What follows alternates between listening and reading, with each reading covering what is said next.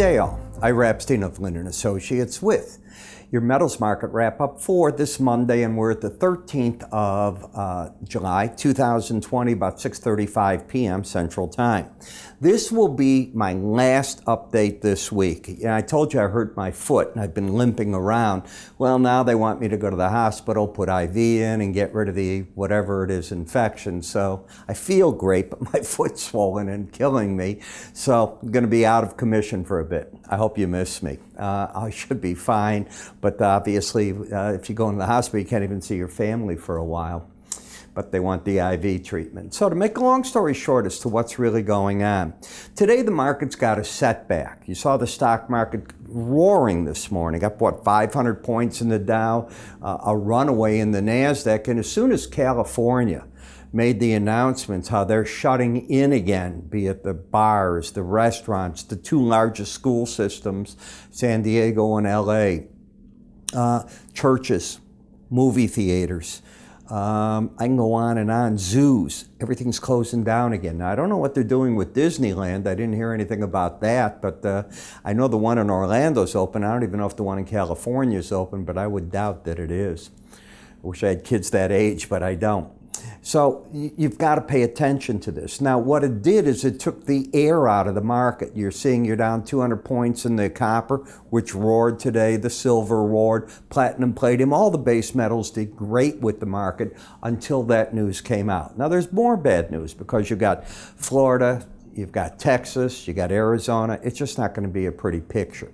So when we take a look at the market, you're still up for the week so far. Today's only Tuesday. Trade. Remember, today's Monday, but we're into Tuesday trade. Still up $2 as it is. As we take a look at the action here, I think I was right in saying that the market's got problems right where it's at, and it lost an embedded reading, and the market could be ripe for a sell-off. Should you take out this 1796.5 area, get nervous, because then you've got the lower highs, lower lows, which changes the bullish pattern. So what the bulls don't want to see taken out is 1796.5. If it is taken out, I am not a super bear on this. I just think the market's telling you it wants to get back to that 18-day average at that point. And if you look at the Bollinger Band, I wasn't too far off at all when I said that was it. You know, I thought the market would try to do what we call that super glue, where it locks in on the upper band and moves further. That's not what happened. Doesn't mean the party's over, but I hate when you lose an embedded reading because it often means you're going to go back to that 18-day average of closes. And for me, that is the biggest indicator on the chart right now. The gold-silver ratio, well, certainly going in silver's direction. And as you can see, silver has just what I was looking for out of the gold, which never materialized. This is what I call when you lock in. That is still a bullish picture. And until the red line closes under 80 on this chart, I'd look for that picture to stay bullish. Now, the sad part is because the market's locked in there, the pros aren't getting much of a chance to buy any breaks because there haven't been any.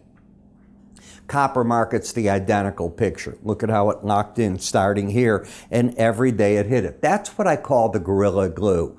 And you know, I used to, what can you say about it? The market just locks itself in, and it pushes the market and doesn't give the people a chance. When it gives you the chance, you probably don't want to own it, because that could be met by when you lose the embedded reading, which calls for a bigger break, often to the closest moving average, the 18-day average of closes.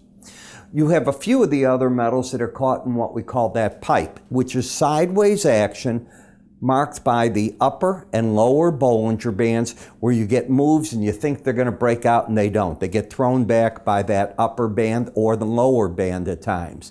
You see that pretty crystal clear in the palladium. Today was a real attempt, other than today, to break out to the upside. Instead, the market failed, and you can see it's right back into the band. Now, you're overbought. You need to correct that or embed. Right now, it looks like it wants to correct. So the 18-day average might be what the market wants. The market is desperately trying to break this band out and widen it, like you see my hand, and it's trying to do it to the upside.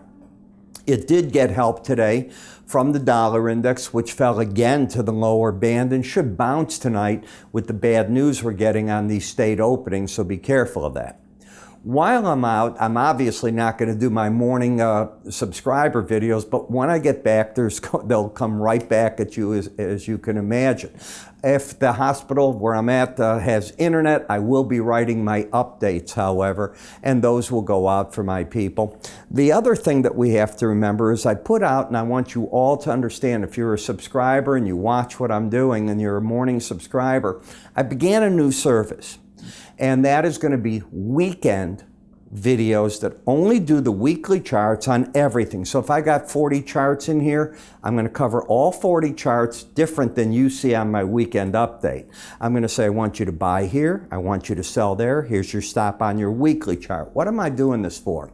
Because I have a certain amount of traders that don't want the in and out trade that not day trading, but the day charts offer, and they'd like to be longer term. Now, if you're longer term, it often means higher risk, not lower risk. So remember that. And that's because you're playing for the bigger move, and the swings in between offer greater risk. Just goes with the territory. How do you get this? Because it's now included in my morning subscriber video. I didn't charge extra for it. You can go to our website, sign up for it. I did put out the weekly chart. It's posted on the website already. You'd then be able to see it. You can go to www.iraepstein.com. If you go there under the word research, it'll be there. And if you need to talk to my staff, just give them a call. They'll be happy to take care of it.